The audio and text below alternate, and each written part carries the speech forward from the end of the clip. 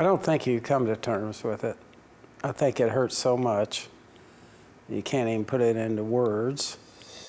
Over the years, Joe Gibbs and his family have suffered devastating health challenges. In 1980, doctors found a tumor behind the ear of his wife, Pat, and surgery led to further complications, including permanent paralysis on one side of her face.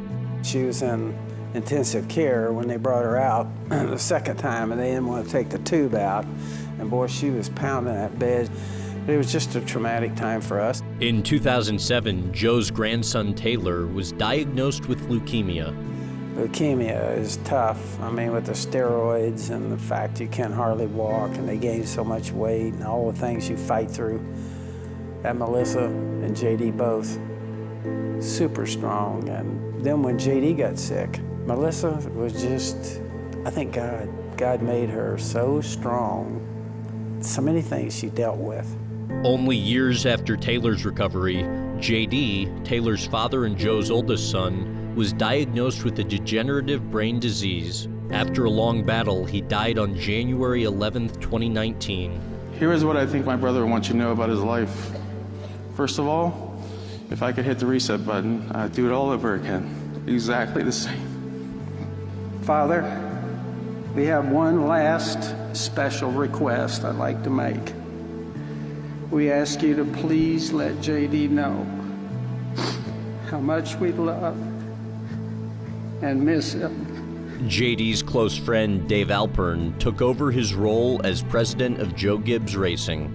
There's just still something about being the president of a family business, and I'm not part of the family. You know, flying somewhere on the plane where it's just me and Joe, going to something that normally would have been him and JD, he would never make me feel like it, but my mind would go to a place where I would think, all he's thinking of right now is that's supposed to be my son. You know, JD was my best friend, and so I knew I can't fill his shoes. And it's just in the back of your mind, you're always thinking, man, this isn't how it was supposed to go.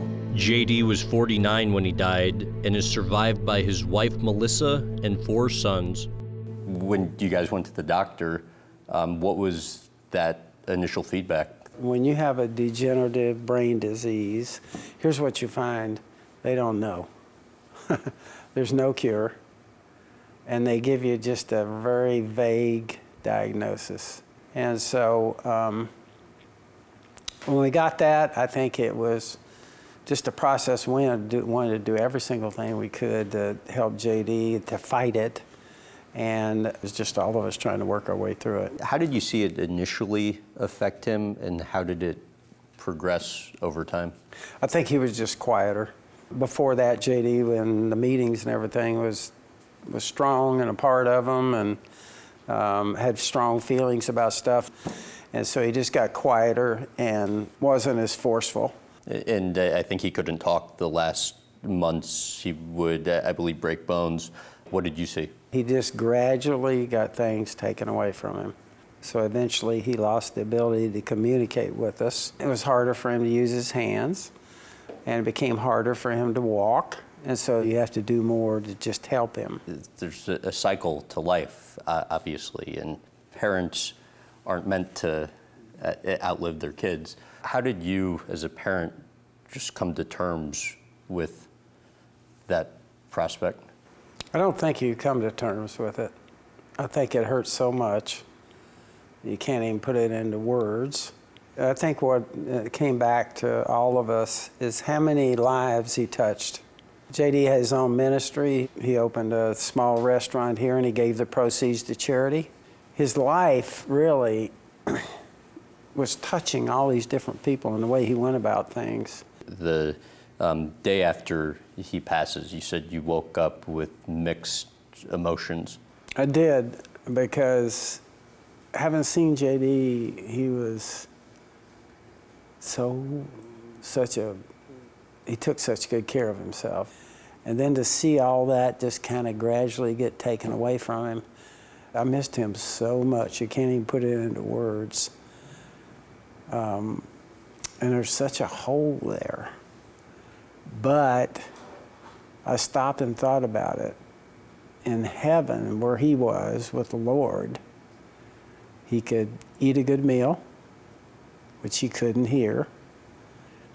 use his hands, which he couldn't hear, go for a long run, and then visit with friends. You know, it was God's time, and we don't understand why. But we do know this, that our time here on earth is very short. Our time in heaven is forever. A month later, at the Daytona 500, NASCAR's biggest race and the first since JD's death, JGR drivers incredibly took the top 3 spots. Denny Hamlin wins his second Daytona 500 and wins it for Coach Gibbs in Toyota. Denny Hamlin, whom JD helped bring into racing, finished first in the 11 car, JD's longtime number. This one's for JD. We're desperately going to miss him the rest of our lives, but his legacy still lives on through Joe Gibbs Racing, and proud to do this for them. NASCAR also honored him with a tribute on the 11th lap. I was like, that is amazing.